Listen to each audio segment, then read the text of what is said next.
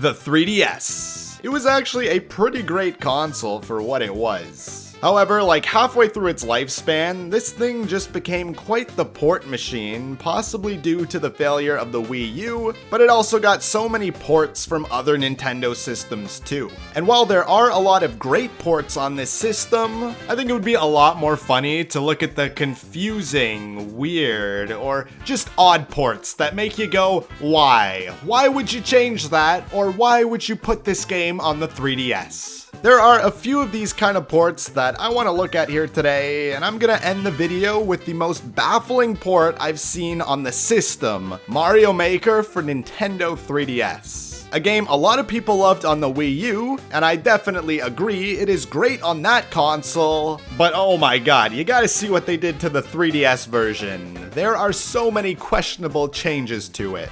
But for now, let's start with the port that made a lot of sense, but also kind of didn't at the same time.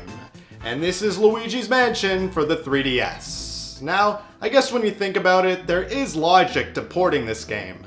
It was released in 2018, a year before Luigi's Mansion 3 came out on Switch, which was in 2019. So what a great way to hype up your audience for the new entry on the new Switch console by porting the first game to the 3DS? Why would you not just port it to the Switch at this point? You could make a huge visual upgrade and even match the look of Luigi's Mansion 3 to really connect these games together. Plus the Switch is a handheld too, so there is really no reason this should be on the 3DS. Not only that, but the controls are way worse in this version because the original was designed with 2 control sticks in mind and the 3DS only has 1. Basically, you would control your movement with this control stick and aim your vacuum with this one. Similar to how third-person shooters would control if you think about it. But now you have to aim the poltergust with the 3DS D-pad and it's way more awkward. If only there was a handheld Nintendo console out at the time with a second control stick. The game doesn't even run well on the 3DS either, with many instances of frame drops, especially in the multiplayer. Yeah, this version, all in all, was a total head scratcher as to why it was made for this system. It also seemed like the Switch would be a perfect fit and the perfect way to promote the new Luigi's Mansion game too.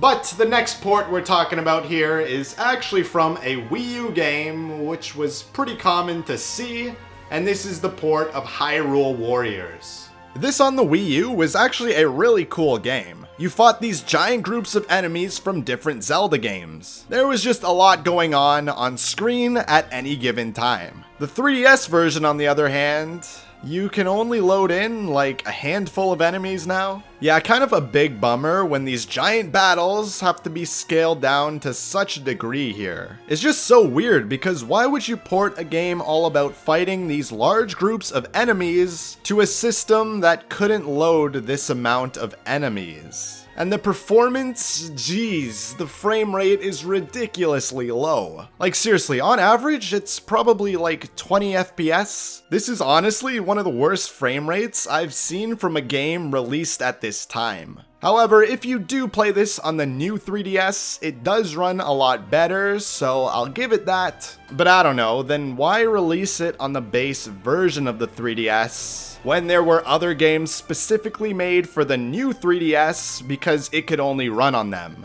I'd just expect something a bit better than this for official releases. The new content added in this game was great, but performance was very poor. And it's so odd because the Switch came out about a year after this game released. So they would have had to known Nintendo was working on a more powerful handheld console that could handle this. But maybe it was too far in the future and they just said, screw it, we already worked on this port long enough, let's just release it.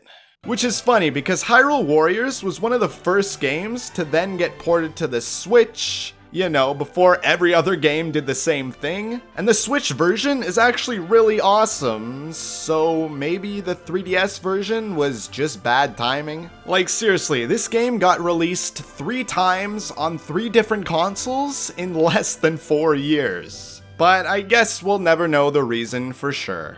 Also, in these videos, I talk about a bunch of different video game topics, and I will usually try and add some sort of special effects into the mix, because I'm into that kind of stuff. So if that sort of thing interests you, then subscribe to the channel, because I have plenty of ideas for the future. Kirby's Epic Yarn, a game that I love that came out for the Wii. And heck, I even did a whole retrospective on this game not too long ago. And yes, this game eventually got a 3DS port with the cleverly titled Kirby's Extra Epic Yarn.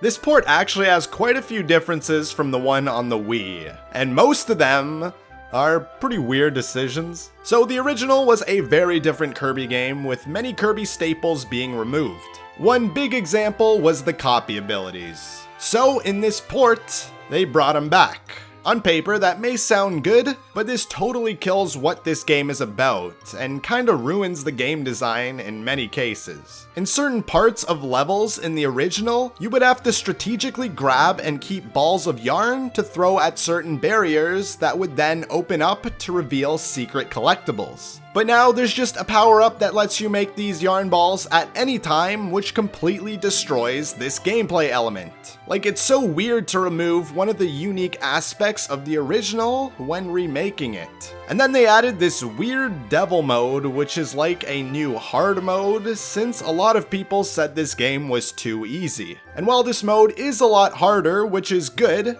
it is also way more annoying for all the wrong reasons. You have a health bar now, so you can actually die in this game, which is kinda cool, I'll say that. But then you have to deal with this devil spawning in like every 15 seconds that doesn't leave you alone and will always follow you. Think of the sun in Mario 3 or Lakitu in the new Super Mario Bros. Games, but for every section in every level. It's just so annoying to constantly have to deal with one enemy following you through every section in the game. Like, sure, you can kill him, but then he just comes back in like 15 seconds later, so what's even the point? What's even worse though is that the music changes to this one song every time he's on screen. So instead of hearing the awesome soundtrack of Kirby's Epic Yarn, you just hear this on repeat.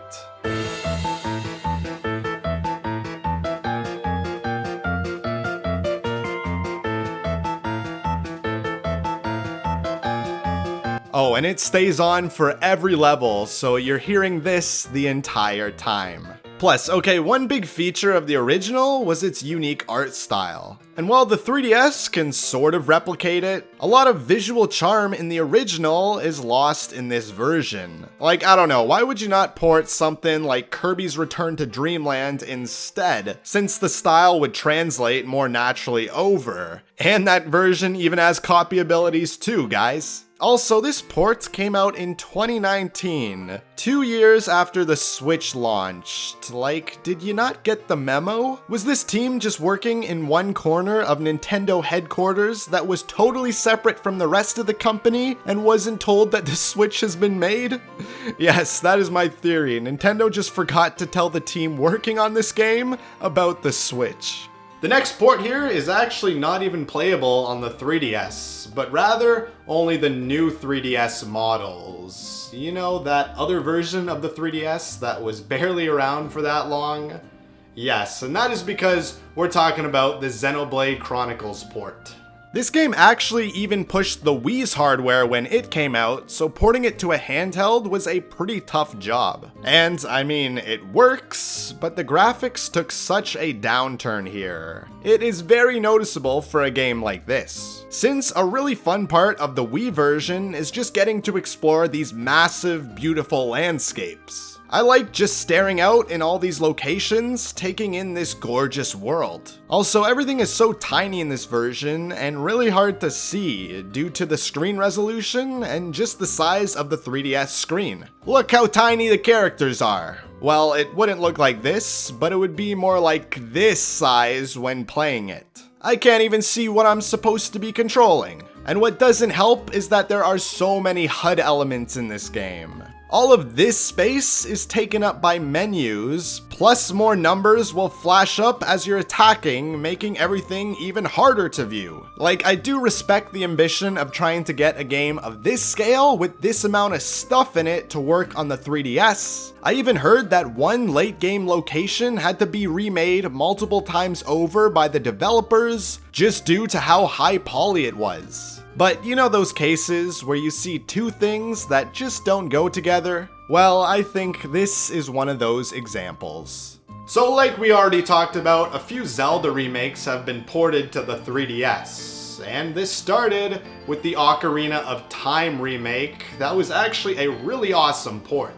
It adds the 3DS touchscreen and gyro features, plus it greatly improves the visuals from the original. Then Majora's Mask also got a remake in 2015 with these changes as well. However, oh my god, this version had some very confusing changes to it that honestly made it worse overall than the original. I know the developers were not all that happy with the final product of Majora's Mask back on the N64, so I think they overcorrected their mistakes in many areas that people actually liked in the final product. In the original, the Zora swimming was a super unique and fast way to get around in the water, making water traversal actually fun in a video game. But in this remake, they made the Zora swimming just like any other Zelda game, which is slow and boring, by the way. And the bosses are so just, what did they do to you? They made their weak spots so obvious and frankly so ridiculous looking by adding these giant eyeballs to highlight these spots. But they don't even work for the designs of these creatures. What kind of bull has an eyeball sticking out of their back?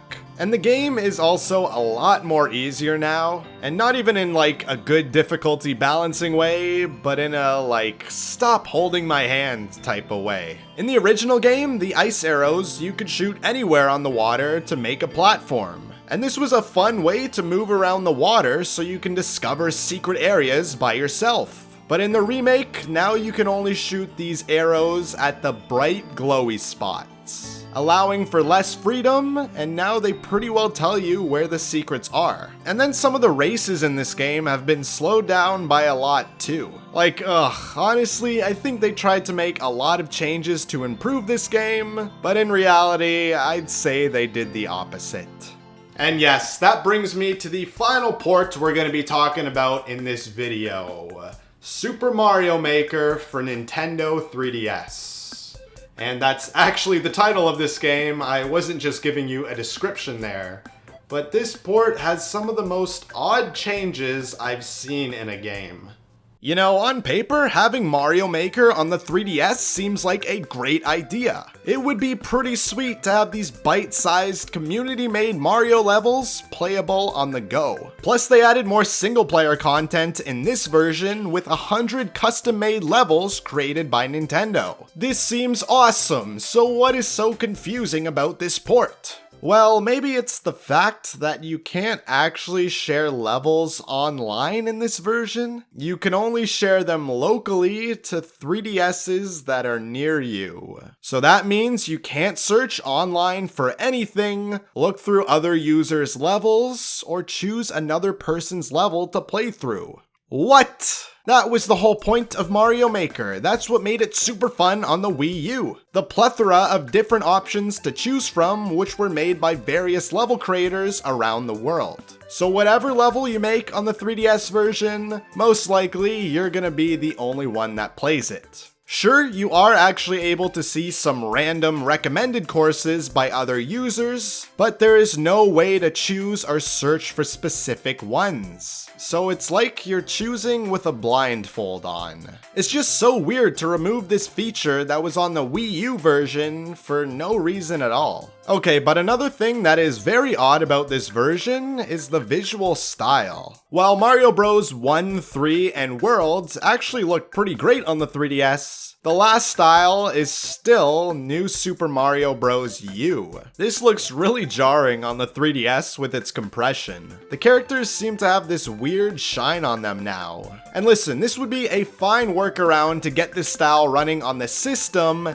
if New Super Mario Bros. 2 wasn't already released on this system 4 years prior. The assets and style are virtually same in this version, but it was made from the ground up to run on this system and looks really great. But they didn't go for that here. Yeah, I don't know, this port overall just could have been a lot better of a game if just a few things were tweaked. And they seem like such obvious things to me too, but I guess we got what we got with this thing. Not a bad game, but some questionable decisions in this port, making it severely crippled from the original.